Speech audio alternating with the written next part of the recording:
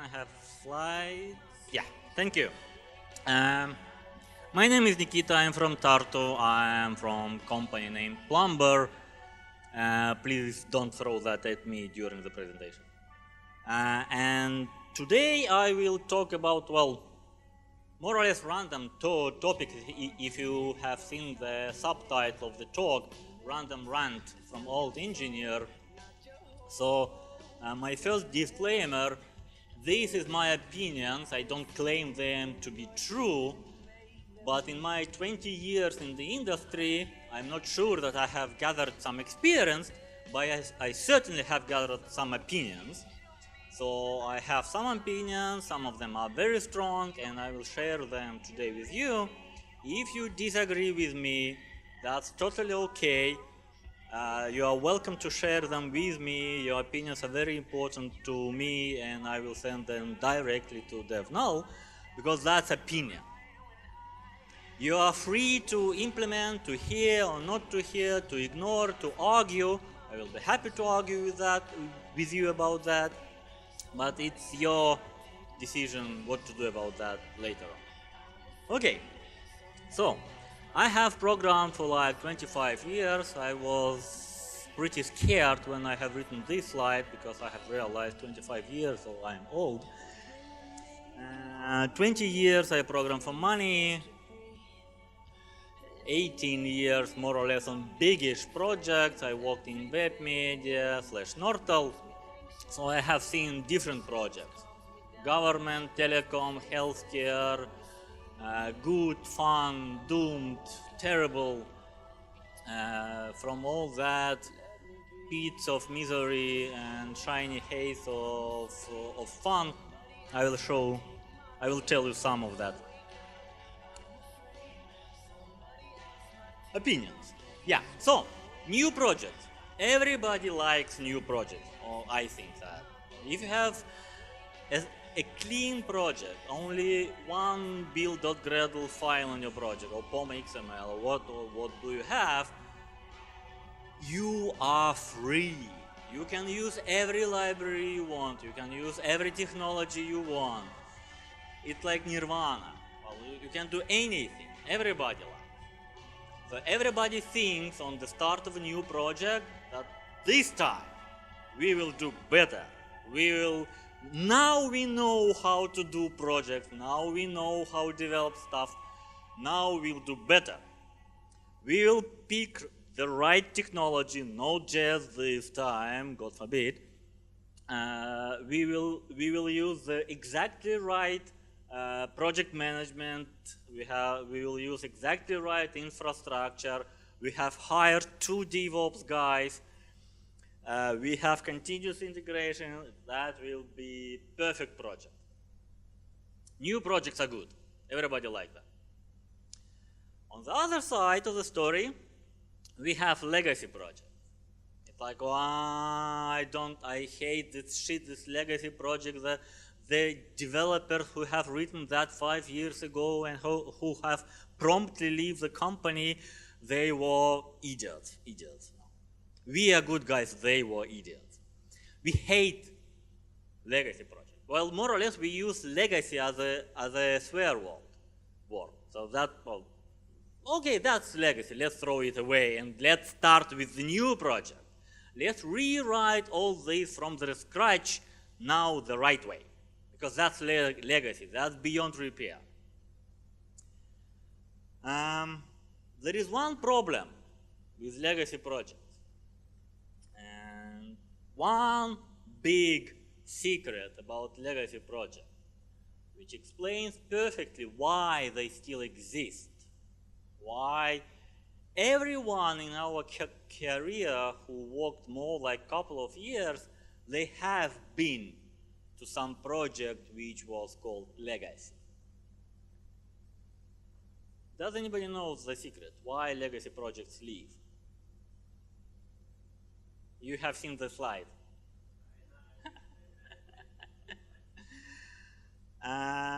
The biggest problem with legacy projects.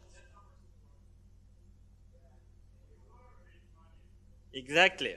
The biggest The biggest problem with legacy projects, they make profit. They were implemented and put into production 5 years ago to solve some critical mission for the company, if they were put into production. That's the biggest if. But if they were put in production, now they make money. They still make money. So nobody, no sensible manager will allow you to just throw that away. No sensible managers, okay, tell me when you have last time seen one. But anyway, so every project that you write, that you develop, you have to hope that it will become legacy project one time, that it will bring your company money, that it will survive the next economic crisis, it will still bring the money to the company. So legacy projects are by definition successful projects. They lived long enough to become legacy.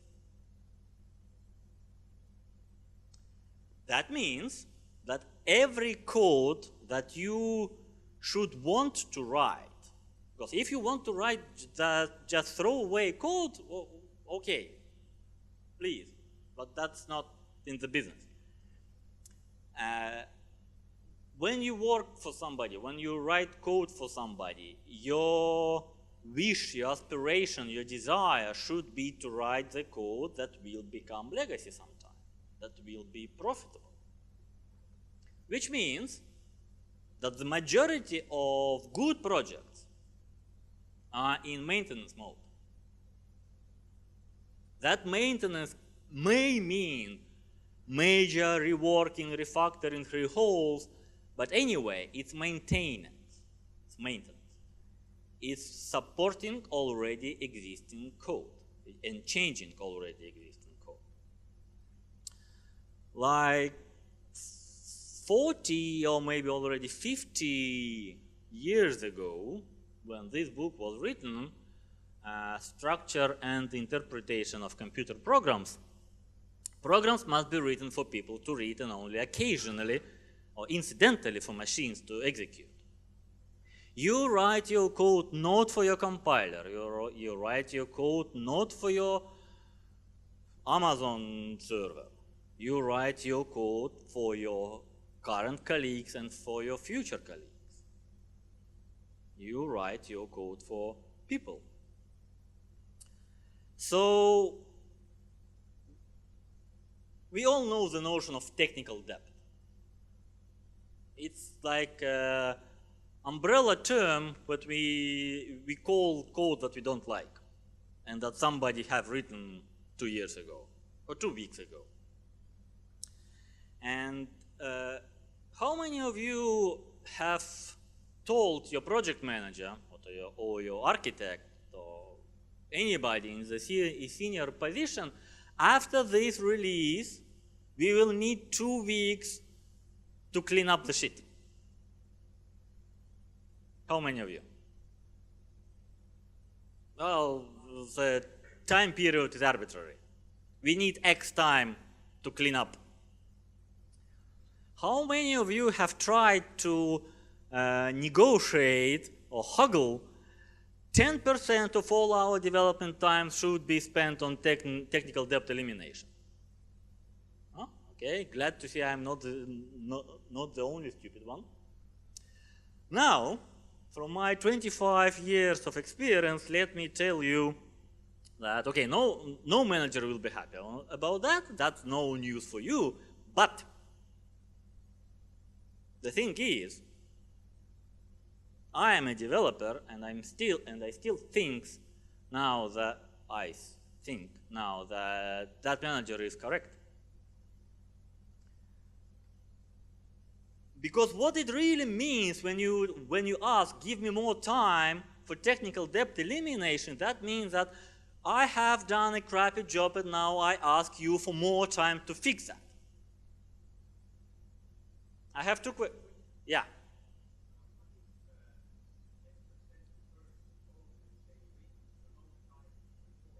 Yeah, I will address that on the next slide or after.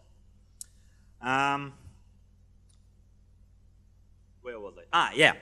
So no manager will be happy about that, and he is right, because well, you are doing. What does it mean? That you have some kind of a switch in your head. Now I am doing my usual job, and now I am doing a good job. Now I am eliminating technical debt. Now I am better. What's the difference? Why do you need some special time to do a good job?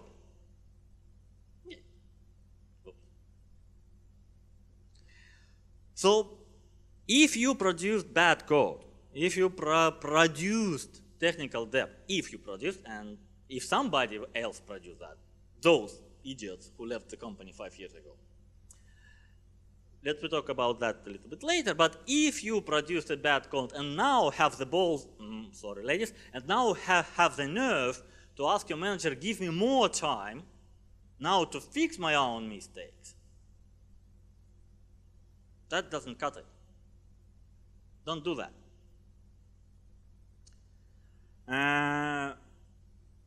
There is Boy Scout rule, invented or used by actual Boy Scouts in America. Leave the campsite a better place than you have found it. Which means, in our industry, every time that you have touched some piece of code, it's your obligation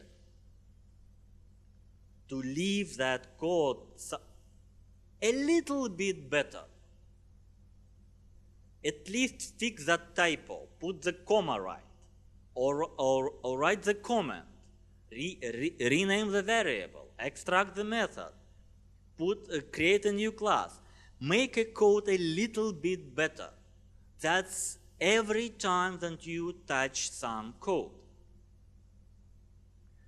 Whenever you open some code, whenever you have to make some modification to already existing code, you have to do, naturally, at least two things. You have to read that code to understand it and change it. Now, I claim that you have to add one more item to that checklist. Yes?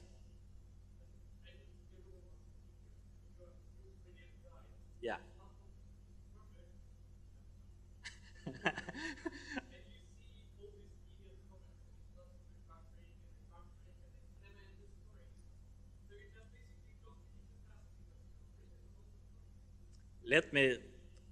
I will answer you, yeah. I said, leave it a little bit better.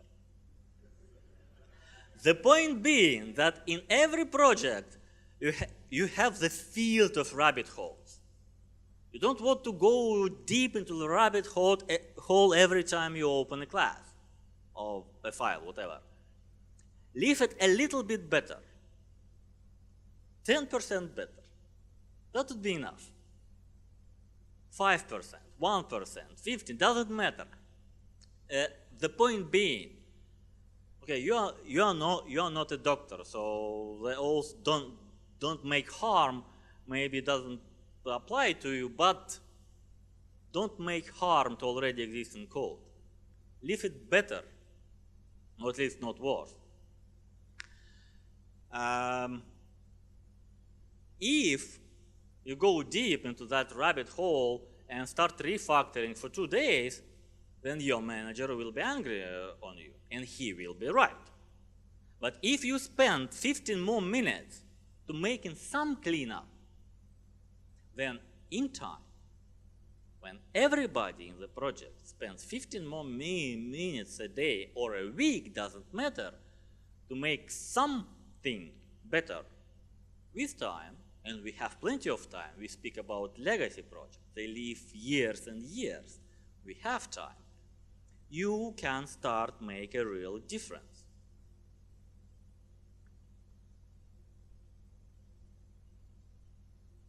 Because really, you have your job to do. You have to finish that task. You have to implement that feature. You have to ship that into production by Friday evening and then go to drink, not vice versa. You have constraints, but inside those constraints, every time that you touch and modify some code, think a little bit, can I do something more to make it better?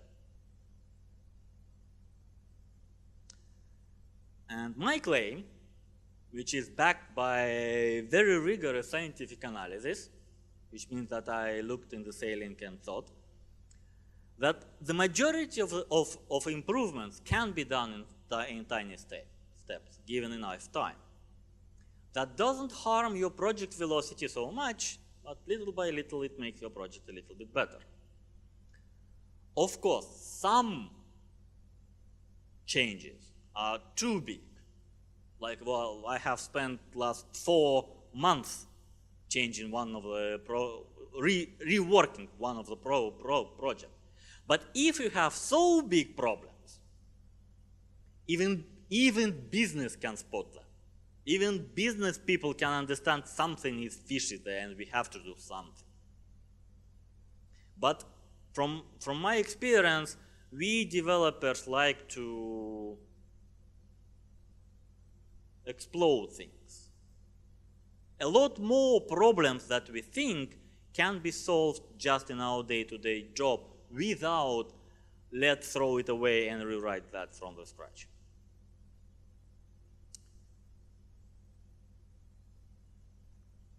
Okay, next topic. Humans and human brain is a perfect machine for pattern recognition. We see and understand patterns everywhere. There is even that maxima that form follows function, which means that if you see some stick with 3 lesser sticks, it probably is a fork and you can eat with that. Or it can be used as a fork to eat with. If you see some curly braces and commas, that probably is something like JSON and you can parse it. If you see a lot of braces, it's Lisp and you can execute that. Humans can detect and recognize patterns very well. Why is this important? Because you can reduce your cognitive load in your daily day-to-day job when you have some conventions in your project. When you know, I'm currently looking for a test. Where does it reside? Okay, all tests live in that folder. I am looking for some validation rule. Okay, it's in some class which called invoice validation or something like that. If you have conventions in your code and if you try to do similar things in a similar way, your brain cycles will be freed to concentrate on the actual problems. Not to filter through what does it mean, what does, 15 minutes later understand that this is just three walking algorithm implemented in some very backward fashion. Don't do that. You have common, okay, pattern is maybe in IT is a little bit bad word. You have common ways to do things. So if you parse JSON, use one library and use it one way. Don't allow every developer to write his own JSON parser or XML parser, whatnot. If you have 15 microservices or 50 or 500 microservices in your application, okay, yes, microservices is you can choose your own technology, you can use your own stack, every team can choose the tools, but still agree on the common communication protocol. So if developer have to integrate with a new microservice, he already knows half the stuff how to do that. Because let me remind, your problem, or one of, not the problem, your goal is that some developer 5 years later will have to understand your code. If that code is totally new to him because you have written it in your unique style, you're an artist, you see it that way. Don't do that. And I will not speak that joke about psychopath who knows where you live. The same way, it absolutely does not matter do you use spaces or tabs for indentation. Where do you put your braces? Doesn't matter, but it has to be one way in the whole project. Don't care which one, but one.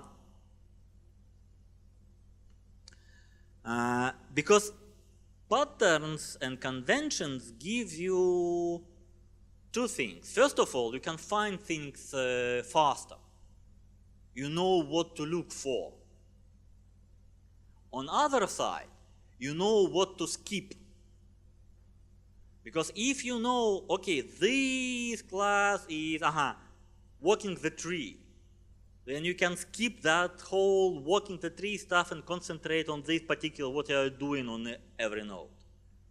You can filter out. If you know that some visitor pattern, you understand, okay, this double dispatch, I know what this is, I can ignore that.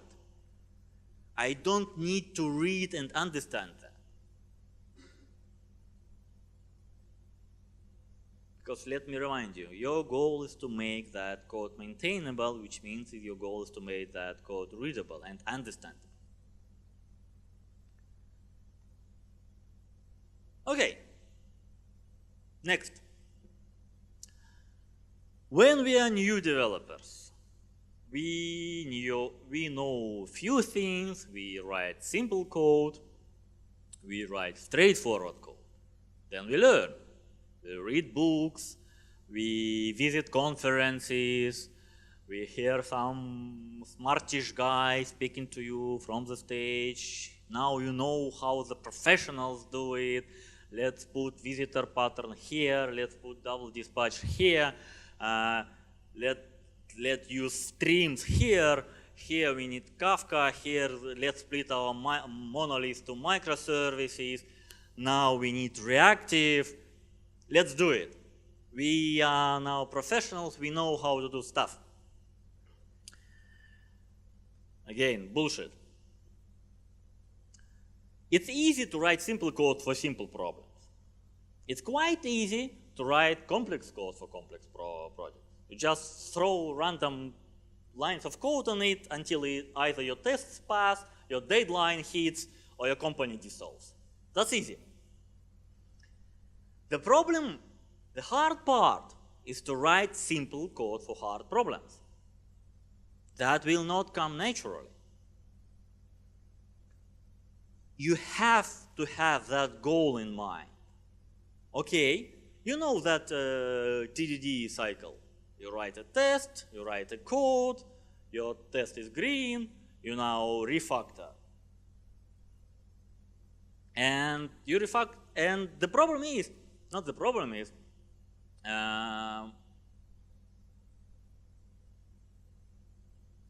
we often miss that last half of that last step. Okay, I have solved this problem, my tests are green, I have removed some duplicated code, I have removed some hacks I have put in the first place. It's now pretty nice solution. But then take a break, take a walk, come back and think, can I make it simpler? Can I remove something to make it simpler?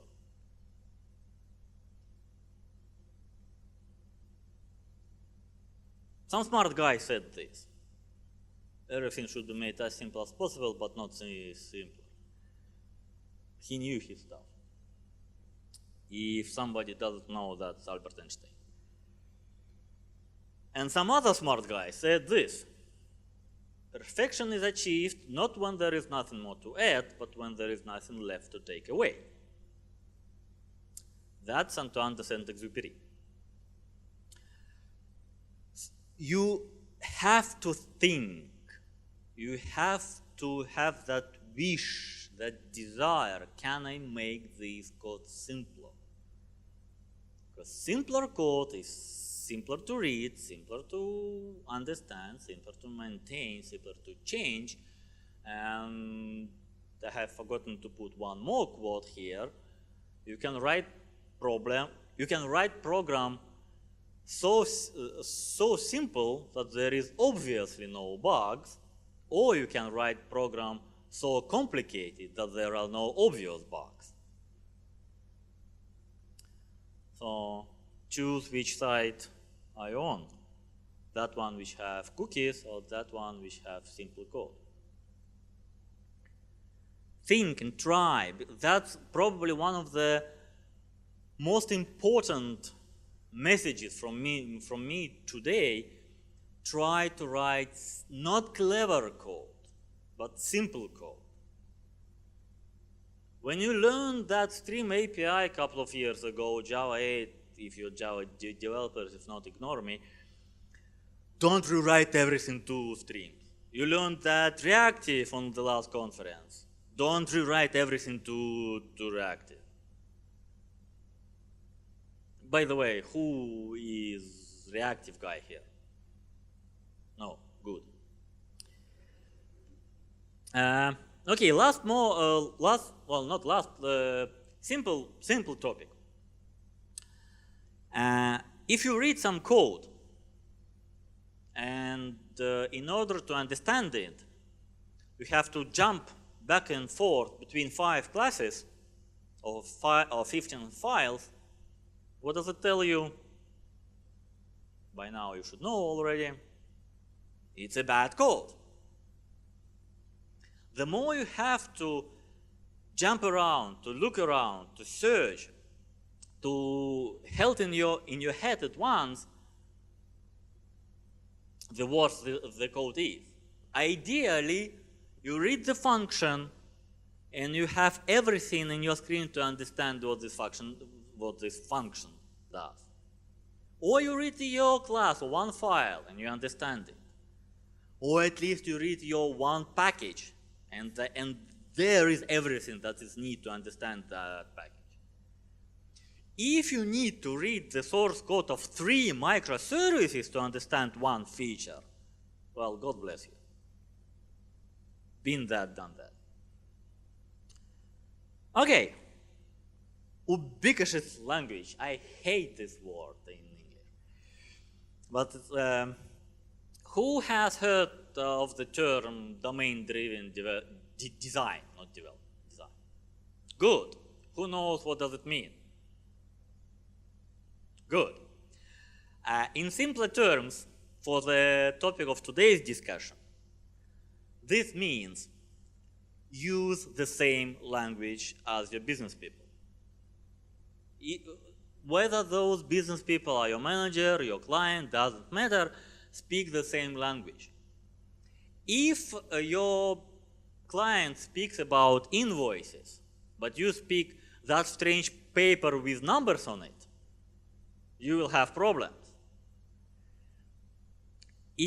If your client speaks about car sharing and you speak about monads, you will have 2 problems. One, that you don't understand each other. 2, you don't understand what you're speaking about. Anyway, the same language, the same terms, the same words that your business people use, that same language should be in your source code. I am not saying that your business people should be able to read your source code. That's maybe too extreme. But at least those business people should understand whatever you use for database tables. What are your nouns? What are your things? What are you talking about? What are you doing? It's a little bit harder for developers to use business terminology when you describe processes or what things, actions. But sometimes it's very beneficial. And that means at least two things. That engineers should really understand that business domain they are working in. If you are working in the bookkeeping application and you don't know what the difference between debit and credit, you will write bugs. If you write some logistic related code and you don't understand what's the difference between cargo and shipment, you will write bugs. And you will not deliver that feature. You should use the same language to describe the majority of your everyday job. Of course, when you speak with your colleagues, developers, you will talk about streams, foreign keys, monads, filters, whatnot. But the majority of your language, when you speak about the problem, should be exactly the same language that your business people use.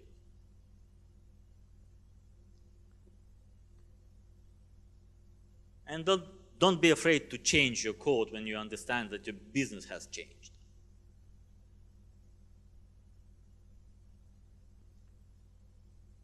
Okay. Favorite topic for every engineer, documentation. Yeah. Who thinks that documentation is important? Raise your hands. Cool. Why? Tell me why documentation is important. Anybody?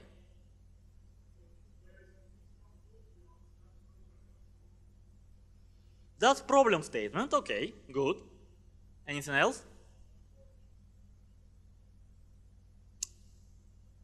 How exactly? How exactly documentation is better than source code for onboarding new developers?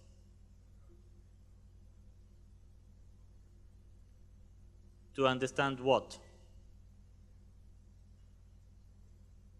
Okay, fair enough. Anything else?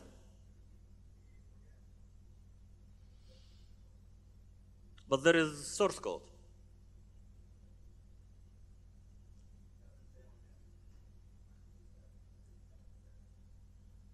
So, more or less, my opinion is this. You don't need the documentation to explain what this code does. Okay, on high level, certainly you need the one A4 to explain what the C system does. Sure. But documentation which is closer to the source code, it shouldn't tell you what this code does. Because let me remind you about those conventions, names, ubiquitous language. You should understand what this code does from the names. You should be able to understand how this code does it from the source code. Because if you are unable to write the understandable source code, you will not be able to write the understandable documentation. Some smart guy said, who think that if a person unable to write understandable source code will be able to write understandable English? No. English is even more vague and ambiguous, or Russian, Estonian, Hebrew, whatever. The main reason for documentation to exist, in my opinion, to explain why this code exists. Why we have done it this way. What other options have we reviewed and threw away? Why this? What this obscure corner case forced us to write this strange piece of code? Why?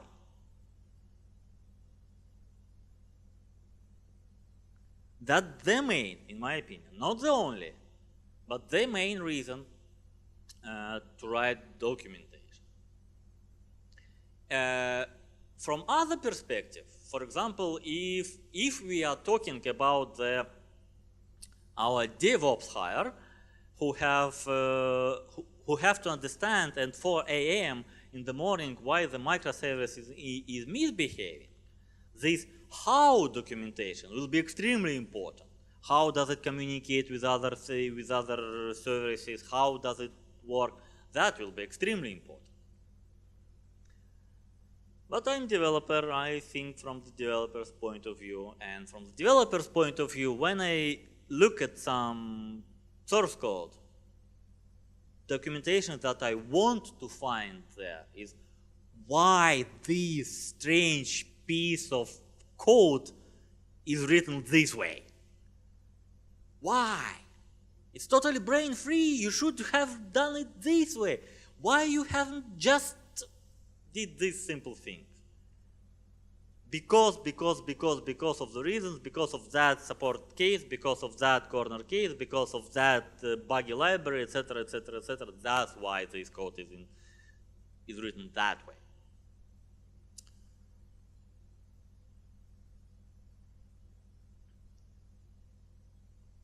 The same way when you do a pull request or code review, don't just say this pull request solves this ticket in Jira.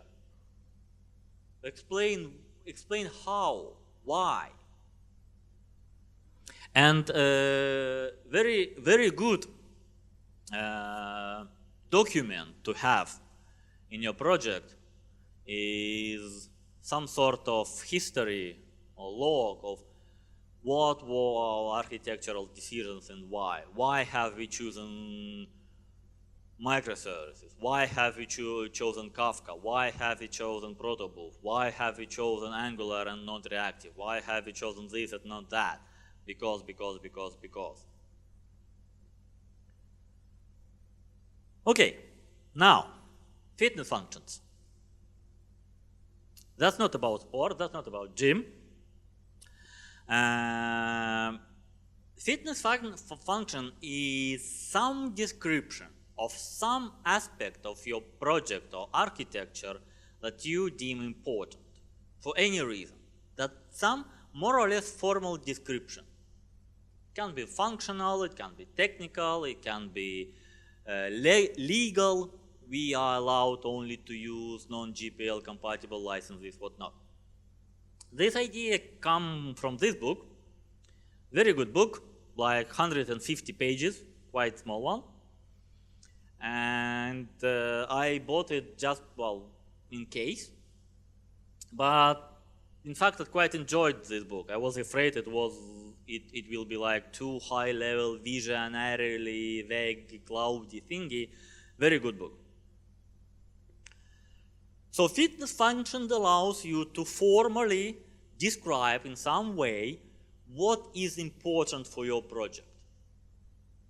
Code quality, code performance, code complexity, licenses, legal processes. You are ISO compatible development shop, so you have these processes in place and you have to follow anything. Because when you have a list of those fitness functions, of those things that are important to you, every decision that you make, you can trade off against those fitness functions. That will improve this thing, but will worsen this thing, what is more important for us. You have the same language describing everything important. Some of those fitness functions can be automated as well. Some of them can be monitored. And currently we are speaking about project clarity, we are speaking about source code. So if, after today's presentation, you think that code clarity is important, code readability is important, cyclomatic complexity, ratio of documentation to source lines, unit tests, typography, we will monitor everything. The problem is, when you monitor your metrics and you show those metrics on the big screen, or your CI, continuous integration server reports your metric, your cyclomatic complexity of the code is 42. Okay, I know that 40 is good, 42 is too much. But we have those features in the pipeline, the deadline is tomorrow, so I will address that somewhat later. You have written that code a week ago. Now you see it has broken our metrics. Yeah, I have already moved on to the next project. Monitoring for all those entities of your code, complexity, readability, testability, blah blah blah ability, monitoring and reacting to that. It doesn't work. Whenever we think about we have to use static analysis of our code, don't forget that, well, reacting doesn't work. If a code reaches main branch, your trunk, your default, nobody will fix it, because you will have more important things to do. It's too late for that. Damage is already done. So use quality gates. Means that those fitness functions or those things that are important for your project, like code convention, naming conventions, formality, unit test, code coverage, performance, library licenses, security vulnerabilities, everything has to be checked before your code reaches main line or main branch. Ideally, if you use some point of pull request based development, you use feature branches, whatnot, every branch should be checked before it's merged. And the mindset should be your CI, your infrastructure, your checks should always look for a reason to reject your change.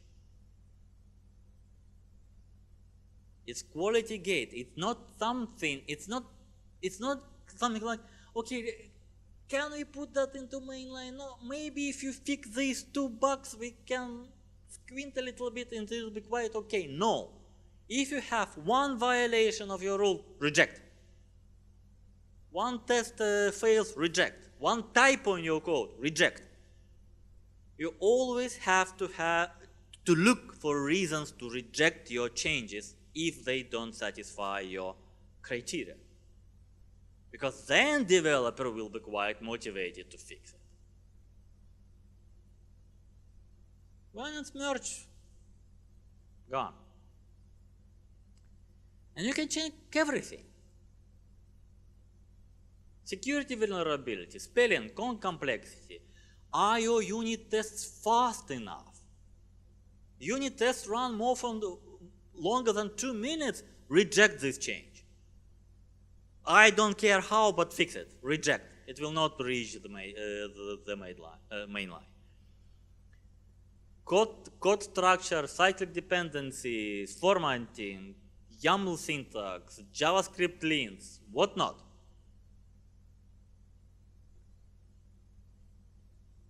Yeah. Are your images in documentation pretty enough? Do you have enough cat pictures in your documentation? Ratio of cat picture to lines of documentation too low, reject.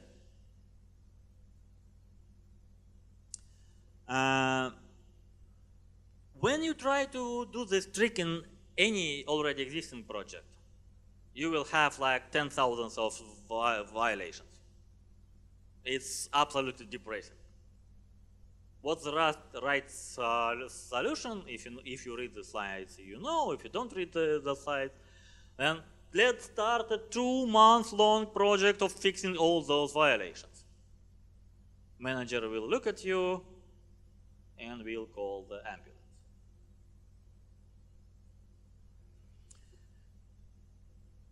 Establish a baseline. Okay, what's currently is in our code base? It's like Estonians are fond of speaking. That's shit, but that's fertilizer for our future. Very smart guy said that. For foreign people from here, that's Leonard Merry, our first president. If pull request or change increases this number of violations, reject it. The common mistake here is to look for new violations. That's maybe complicated. Just look at the numbers. If you have fixed one problem and introduced one new problem, that's okay. Total number of problems haven't increased. Okay, merge, let it be. Boy Scout will take care of everything else. If you put a hard cap on your problems, no new problems will reach the baseline.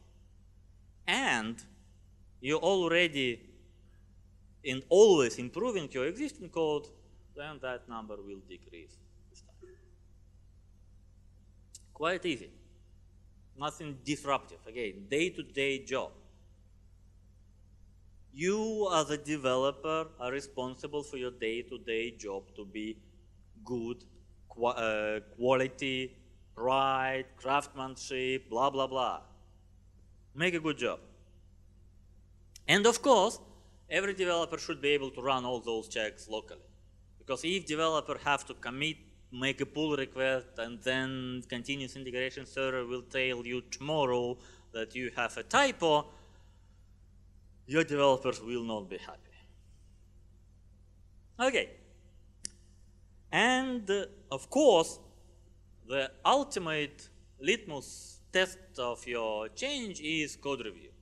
Because that's the criteria if some other developer able to understand your code. If not, doesn't matter how clever that code is, doesn't matter how fast have you solved the business problem, doesn't matter what your code coverage is, doesn't matter. If another developer is unable to understand your code, you have done a shitty job. And whenever people speak about are code reviews good or bad, is there some use of them, why we spend time on those code reviews, I have heard even opinions, if I see my developers doing code review, I will fire them.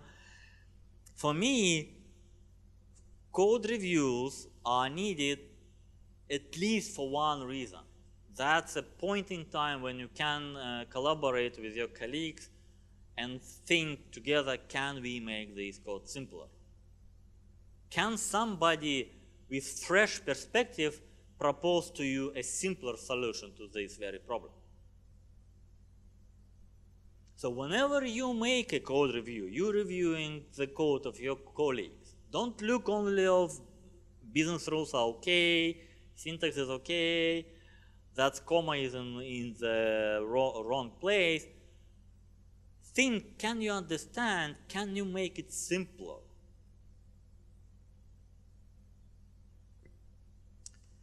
And that's all that I wanted to talk to you today.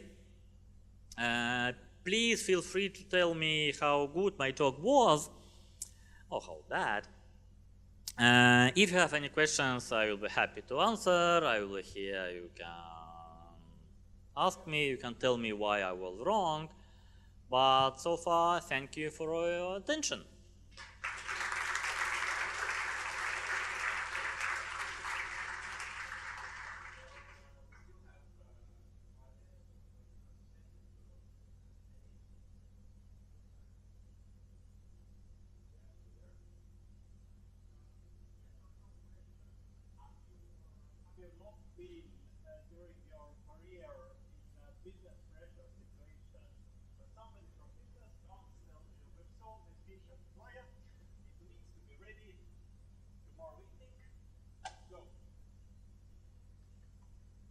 Of course I was.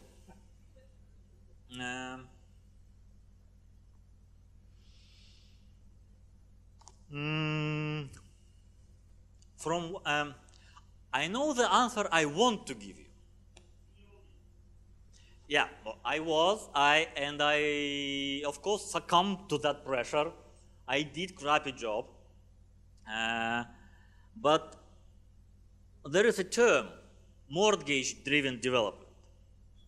Because, what does it mean? If your developers are, well, all your developers are already having young families, they have mortgages, they have nowhere to go, you can't force them into writing bad code.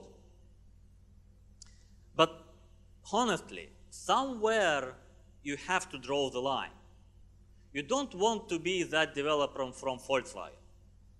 You know that story about Volkswagen developers. Does everybody know the story about Volkswagen developers? No? Volkswagen, there was a scandal several years ago, big scandal, about Volkswagen falsifying the CO2 emission tests for Volkswagen cars. How have they done that? Well, they asked the developers, yeah, guy, can we somehow, and clever developer who has now technical problem to solve. Yes, I have technical problem to solve. He understood that he can detect if the car is running on the test stand. Well, nowadays cars are full of software, and if this car is running on the test stand measuring the CO2 emission, then I will tune a little bit how my engine works, and emission will be below the norm. Which brings the whole separate topic of moral obligations of software development. That's, well, big topic. Anyway, I think that it is your professional reputation on the line. You either write a bad code or you write a good code. And you imagine that you hire some guys to fix your flat ceiling. And you force them, make it quicker, make it quicker. Will they do that? Bad guys will do, but you will not hire them anytime again. Good guys will tell you, fuck you, I know my job, I will do a good job. If you don't like it, don't hire me. So if your manager tells you, I have sold this feature to the client, it has to be in the production tomorrow, then you tell him, you can do that, I cannot. I can make a good job, okay, faster a little bit, that will be the day after tomorrow. Faster than that, I cannot do. And then you either have a good manager or a bad manager. Bad manager soon will be out of developers. Good manager will work in the successful company. Sorry, no easy answer. Because yes, I've been that, I have done that, I'm not proud of that, and I don't want to do that anymore. Now I tell my manager, sorry, tomorrow cannot do. Any more questions? I have one. So yeah. I agree. But sometimes, isn't there like somewhere like a gray area where you can still make a good enough job, but you could still go back and do it better? So are you always against like taking the time just for improving? If you have a process in place to go back, and that cannot be circumvented, that cannot be forgotten, that's totally okay. Make a fast job today, make a better job tomorrow. But it should be tomorrow, not in the next year when nobody will do that. That, of course, yeah. Be pragmatic, but nevertheless, proud of your job. Any more questions? Hey, who is it? Catch it. So regarding the advice about refactoring your code during your, like, let's say, normal tasks.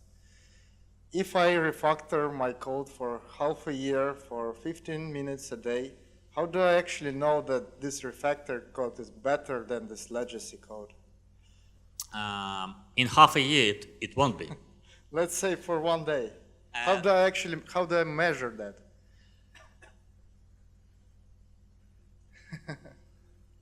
The best metric that I know is what the fuck per minute. If you read your code, then the best measure is, do you understand it or not? Because well, we work in like small office, like 10 people in one office, so it's pretty good metric. When you hear somebody swearing in the corner, you know he read that code that was written 3 years ago. You hear that, you know that. So it's